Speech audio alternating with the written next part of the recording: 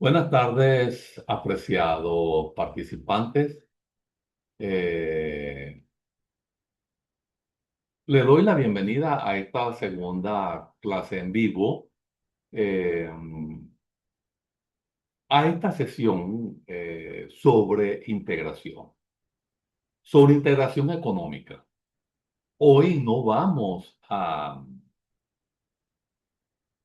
limitarnos a revisar tratados comerciales.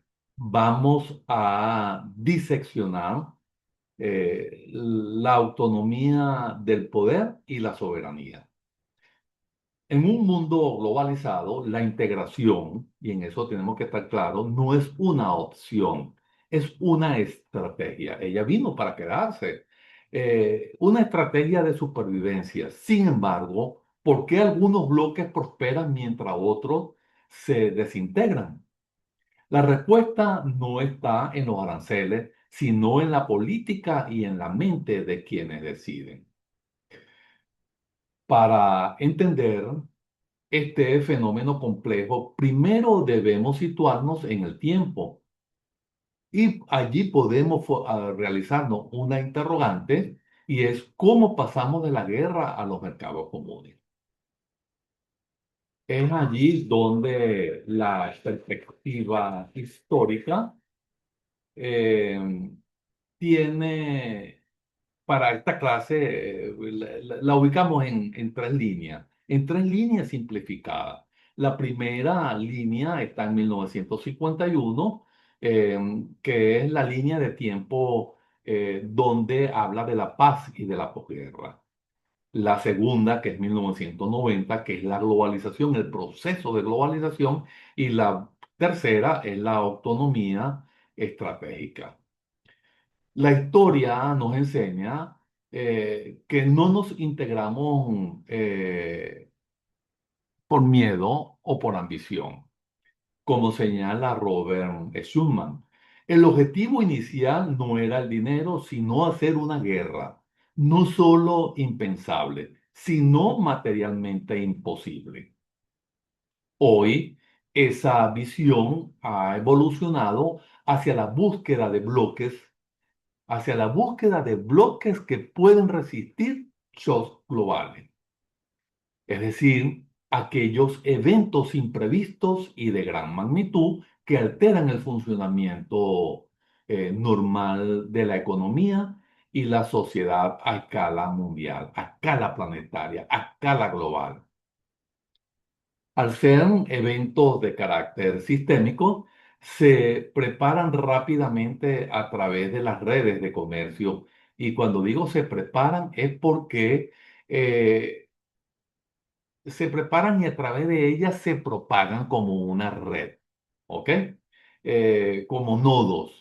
En ejemplo de ello tenemos el comercio, la finanza, la tecnología, y las cadenas de suministro que son determinantes en este tipo de integración, afectando a múltiples países sin importar la frontera. Es decir, que ya la frontera perdió vigencia.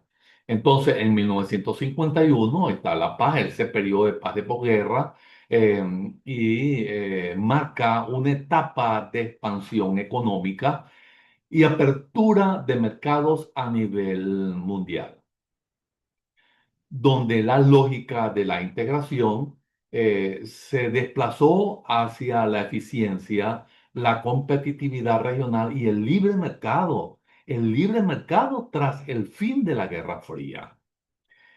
Ahora bien, eso es el periodo de globalización y eso es muy importante porque vemos que él viene posterior a ese 1951, que es la paz y posguerra, que se refiere al surgimiento y la integración moderna como un proyecto de paz tras la devastación de la Segunda Guerra Mundial. Un ejemplo de ello tenemos la creación de la Comunidad Europea del Carbón y del Acero para hacer la guerra materialmente imposible. Entonces, en ese 1990 es determinante porque aquí ya rompemos la frontera a nivel mundial. Y en 1924, producto del proceso, producto del desarrollo de esa perspectiva en la historia, tenemos la autonomía estratégica, que representa la tendencia actual donde los bloques buscan reducir dependencias externas y fortalecer su resiliencia geopolítica frente al shock global o a shock globales, eh, priorizando la seguridad y el control sobre los sectores estratégicos. Entonces, cuando precisamente hablamos de esto, es muy interesante, pero para eso la evolución requiere de una estructura técnica que defina y redefina el nivel del compromiso. Y es que eso tenemos que verlo como una escalera. Cuando vemos esto como una escalera, allí vamos a tener las etapas del proceso. Y entonces cuando hablamos precisamente de las etapas del proceso, ahí tenemos el área de libre comercio, la unión aduanera, el mercado común, la unión económica y la integración total. Y eso es muy importante. Perdón, eso es muy importante porque aquí es fundamental citar a Balaza, quien en su obra clásica de 1961 definió que la integración de los procesos, la integración es un proceso ascendente y cada peldaño que ven en pantalla exige una renuncia mayor de autonomía a cambio de una mayor eficiencia colectiva. Entonces, por eso es vital, por eso es muy importante que entonces veamos cada uno de estos peldaños que nos van a permitir precisamente comprender cómo es ese proceso integrativo. Entonces, el primero es el área de libre comercio. Cuando hablamos del área de libre comercio, los países miembros eliminan los aranceles y barreras comerciales entre sí, pero cada uno mantiene su propia política comercial y aranceles frente a países no miembros. Ejemplo de esto, el Tratado de Libre Comercio, eh, eh, también tenemos la Unión Aduanera, que además de eliminar, y esto es muy interesante y es muy importante que lo conozcamos, que además de eliminar las barreras internas, los miembros establecieron un arancel externo común. Y eso significa que, que el bloque actúa como una sola entidad frente a terceros. En términos comerciales, un ejemplo típico de esto que le estoy planteando, de una unión aduanera, es el Mercosur. Pero también tenemos el mercado común. Y el mercado común es muy importante también porque ese proceso lleva más a la integración y es una unión aduanera que añade la libre circulación de factores de producción. No solo circulan bienes, sino también trabajadores, que eso es muy importante que lo manejemos, es decir, esa mano de obra. Y lógicamente los capitales sin restricciones fronterizas internas. Y esto es muy importante que lo veamos así.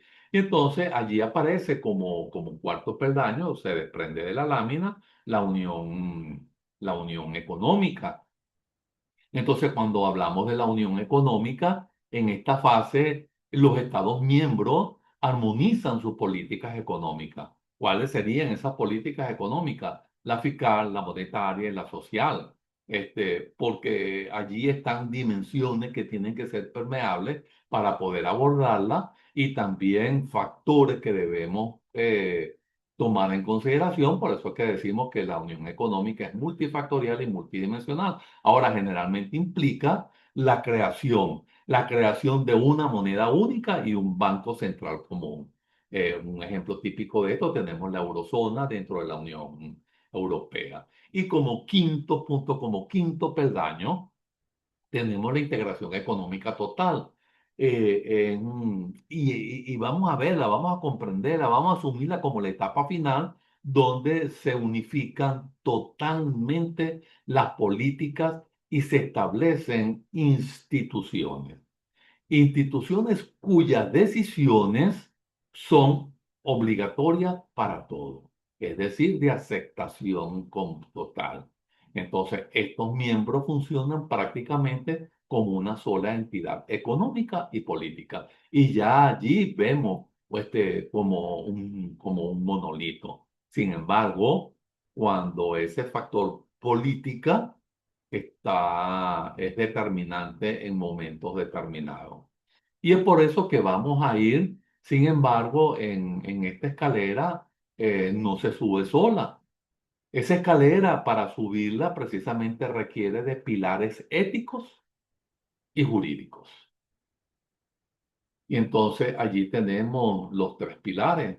Eh, tenemos el primer pilar, que es la reciprocidad, el segundo pilar, la no discriminación, y tercero, la supranacionalidad.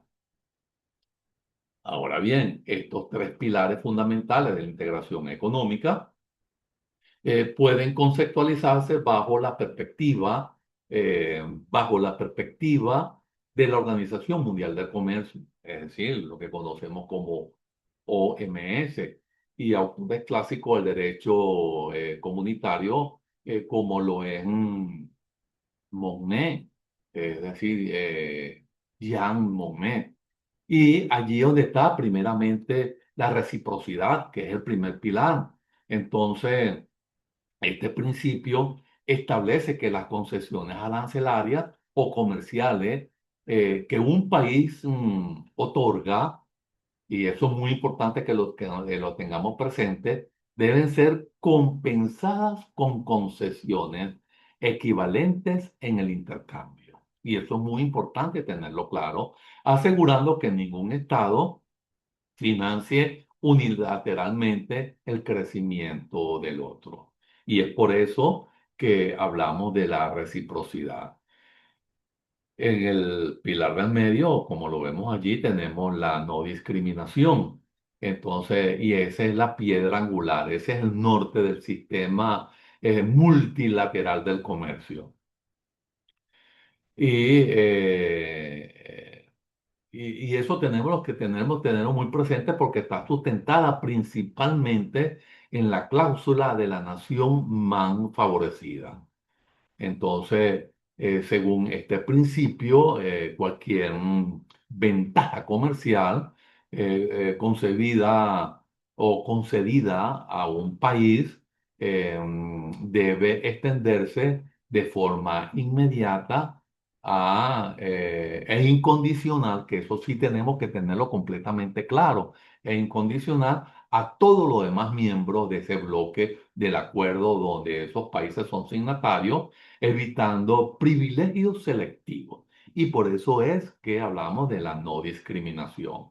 Pero más importante aún es la supranacionalidad como tercer pilar.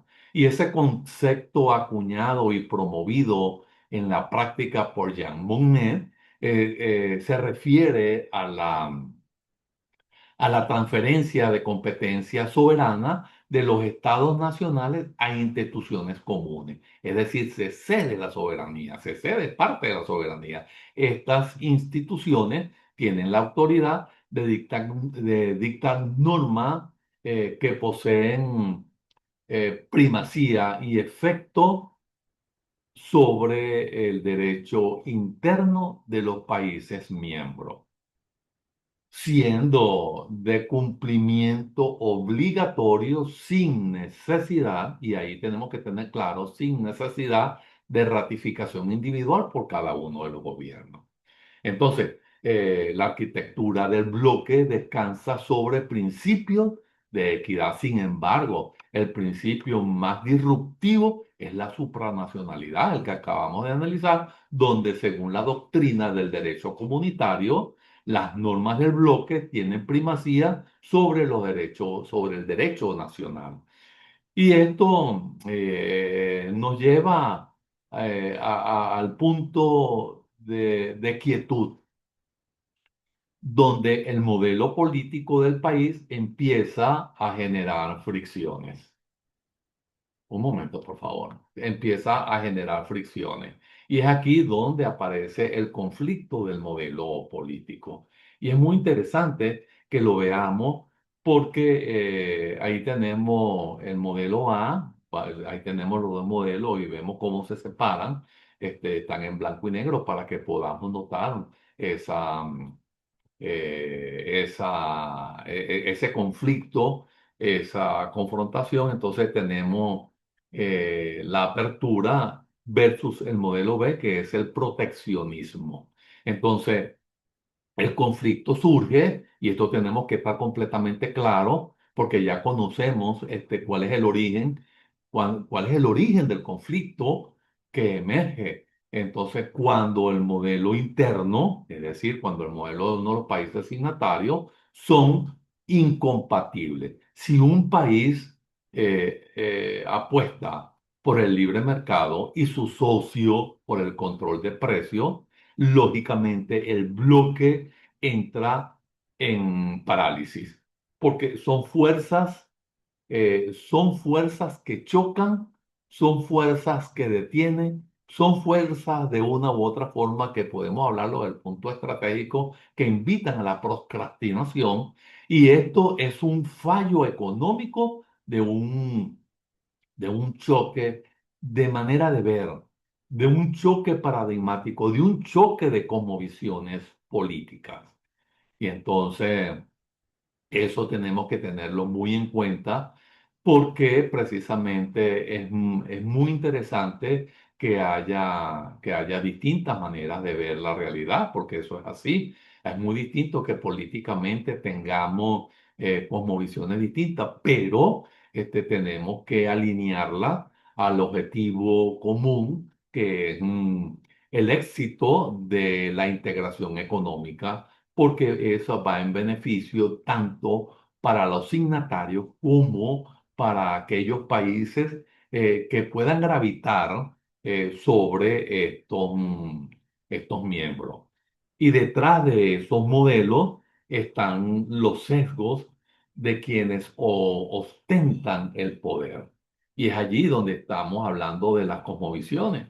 Y entonces, ahí vamos a tener precisamente tres. Entonces, el primer sesgo, esos sesgos es en la toma de decisiones. Entonces, el primero de ellos, discúlpame un segundo, el primero de ellos es la versión, el segundo sesgo es la confirmación y el tercero es el ciclo político a corto plazo. Y entonces, es aquí donde debemos recurrir y a soportarnos sobre la opinión de Daniel Kahneman, Premio Nobel de Economía, y él nos advierte que los tomadores de decisión, es decir, los decisores, sufren de aversión a la pérdida. ¿Y quién no, verdad? Ahora, temen ceder una competencia nacional hoy que ganará o que generará un mercado regional mañana. Y eso es lo importante. El sesgo político prioriza el beneficio inmediato sobre el estratégico. Entonces, eh, yo particularmente me inclino por el estratégico porque da la oportunidad de planificarlo y crecer a largo plazo, aunque hoy en día con las metodologías ágiles, eso nos permite revisar con más cortos tiempos, con lo que llamamos sprint, los logros o no, y ver cómo los mapas estratégicos, como los cuadros de mando, sencillamente nos van orientando en ese transitar. Entonces, el sesgo político analizado desde la perspectiva de la elección pública, ¿ok? Allí tenemos a Jane Buchanan, que es uno de los que han realizado aporte en esta área.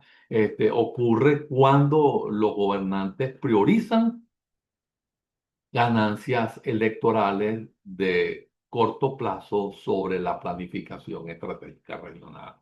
Y eso siempre ha sido letal. y para muestra un botón, como señala Daniel Kahneman, la adversión a la pérdida inmediata y el ciclo electoral impiden, y en esto tenemos que estar completamente claros porque esa es una verdad, impiden que los líderes acepten los costos iniciales de la integración. Y ahí tenemos que analizar muy bien eso, porque si decimos integrarnos, tenemos que incurrir en costos, porque eso es lo que contablemente conocemos como costos de instalación y como costos de proceso, aun cuando los beneficios futuros sean superiores a lo que podamos invertir en un momento determinado. Ahora, esta miopía política, ese velo epistémico, eh, eh, lleva a que se ignore o lleva a ignorar datos, ¿ok? Que allí es donde tenemos que tener muy, muy en consideración, porque si estamos hablando de estrategia, tenemos que hablar de la analítica, de datos económicos objetivos y ver tendencias, ¿ok? Porque no es que vamos integrando por integrarnos, porque somos comunes, porque estamos en un solo, estamos en el mismo continente. Tenemos que ver cuáles son los elementos comunes que tenemos y cómo nos podemos beneficiar todos, ¿ok? Entonces, eh, esta miopía lleva a que se ignoren datos económicos, como le estoy diciendo, objetivos, si estos chocan, ¿ok? Eh, con la narrativa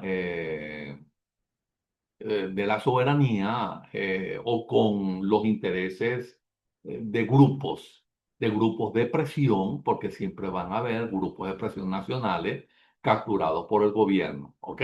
Entonces, en consecuencia, la integración se estanca debido a que el decisor, en este momento, ahora ya es decisor político, prefiere proteger sectores específicos hoy en lugar de consolidar un mercado común de mayor escala para el futuro, para el mañana. Y es allí donde está el aspecto estratégico.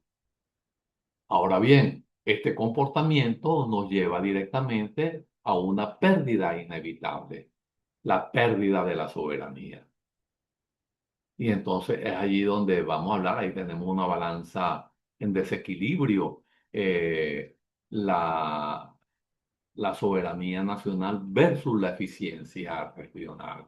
Entonces, debemos ser claros, la integración profunda es incompatible con la soberanía absoluta. Chocan, ¿ok? Se contraponen, pero es necesario, bien administrada, bien pensada, bien cedida, bien vigilada. Es decir, que tienen que establecerse mecanismos de control. Entonces, como bien argumenta la teoría del neofuncionalismo, el, el derrame de competencia hacia el centro del bloque es necesario para que el mercado funcione. Ahora fíjense que estamos hablando como derrame, es decir, que estamos hablando el direccionamiento, para utilizar un término más preciso, ¿ok?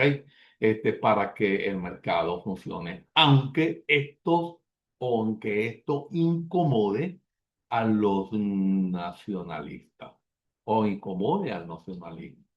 Y ese es uno de los grandes problemas que tenemos. Aunque es beneficioso que empecemos distinto y pensemos en lo nacional, también debemos pensar en la integración porque no estamos solos en el mundo. Y tenemos que revisar precisamente los pactos de integración porque muchas veces nos quedamos rezagados en ellos. Y no es que nos excluyan, sino que nos autoexcluimos.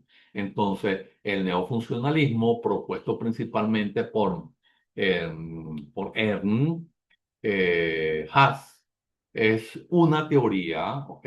Es una teoría de la integración regional que sostiene que la cooperación en sectores económicos específicos genera una dinámica de derrame, para utilizar la palabra nuevamente, o direccionamiento Entonces, eso, según esta perspectiva, la integración inicial en áreas técnicas y económicas crea necesidades funcionales que obligan, que obligan a los estados, que obligan a sectores a integrar, a integrar adicionales para mantener la eficiencia. Y esto va a ocurrir siempre. Esto no es que es exclusivo de un momento determinado. ¿Ok? Entonces, este proceso conduce a una transparencia gradual de lealtades y competencias desde las instituciones nacionales hacia organismos supranacionales, lo que eventualmente debilita la soberanía absoluta de los Estados miembros. Pero es una debilidad. Hoy en día podemos decir que es una flexibilidad, ¿ok? Para utilizar términos ya más modernos, más adecuados. Entonces, porque hoy tendemos y buscamos lo líquido, ¿no? Entonces, absoluta de los Estados miembros, y eso es muy importante. Argumenta que la integración es un proceso acumulativo e impulsado por élites tecnocráticas y grupos, y esto tenemos que tenerlo muy claro, grupos de interés que ven mayores beneficios en la gestión regional que en la nacional. Eh, yo parto de ese principio, solo nunca lo vamos a lograr. Entonces, esta realidad se resume perfectamente en una paradoja académica fundamental. Y es el trilema de Rodi. Y es muy importante porque él habla de la hiperglobalización, la soberanía nacional y la democracia. Entonces, Rodríguez es un profesor de Harvard y él plantea un trilema muy brillante, muy interesante, muy importante, y no podemos tener las tres cosas al mismo tiempo. Y es allí, no podemos tener la hiperglobalización, no podemos tener la soberanía nacional y la democracia simultáneamente. El que comparta ese principio, ok, y el que no, realmente puede remar hacia nuevas maneras de ver. Si queremos una integración profunda, debemos sacrificar o parte de la democracia interna o la soberanía nacional. Es una elección trágica, pero necesaria. Y por eso le digo que eso depende del cristal con que se mire. Entonces, ampliando la aplicación del trilema de Rodin, de Rodríguez, perdón, también conocido como el trilema político de la economía mundial, sostiene que es imposible alcanzar simultáneamente la hiperglobalización, como lo estamos hablando, la hiperglobalización económica y de soberanía nacional y la democracia política. Ahora bien, según este modelo, una sociedad, y ahí tenemos que estar muy bien soportados, muy bien con los pies sobre la tierra, puede elegir dos de estas tres opciones en cualquier momento dado. Ahora bien, su aplicación se manifiesta de la siguiente manera. El globalismo, y ahí es donde yo quiero hacer un poco de énfasis, el globalismo sí se prioriza la integración profunda y la democracia, la soberanía nacional debe ceder ante las reglas o instituciones supranacionales, que es lo que veníamos hablando. Entonces, eso no es otra cosa que un federalismo global. Como la segunda opción o como segunda opción está una camisa de fuerza eh, dorada. Si se elige la integración y el Estado-nación, la democracia se ve limitada. ¿Ok? ¿Por qué? Porque ya los gobiernos deben ajustar sus políticas internas a las exigencias de los mercados internacionales, ignorando las demandas populares. Y como tercera opción, que también es muy interesante comprenderlo, tenemos el compromiso de Bretton Woods, y él se refiere a mantener la democracia, y esto es muy interesante verlo, y la soberanía nacional eh, se debe limitar el alcance de la integración económica para proteger el contrato social interno y la autonomía de las políticas públicas. Entonces, ahí tenemos enfoques distintos y eso debemos tomarlo en consideración. Entonces, debemos profundizar en esas lecturas y debemos profundizar en en las experiencias de los otros para nosotros comenzar a transitar esto. Ahora, ¿cómo queda entonces el país más pequeño? Y eso es muy interesante preguntárnoslo en este juego de sesiones de soberanía. Entonces, es aquí donde entra en juego el país signatario débil. Entonces, las asimetrías y el riesgo de la polarización del desarrollo. Entonces, en los procesos de integración, el país débil corre el riesgo de convertirse en un satélite. Es lo que habíamos dicho con anterioridad, pero de manera muy superficial. No lo habíamos visto como asimetrías de poder. Ahora, la teoría de las dependencias nos advirtió sobre esto. Sin mecanismo de compensación, el fuerte absorbe el talento y el capital del pequeño. Entonces, ahí tenemos que hablar de la compensación, que es otro aspecto que se puede desarrollar en el transcurso del recorrido de esta unidad curricular. Entonces, afortunadamente, hoy existen mecanismos modernos para evitar este escenario y eso es muy importante conocerlo.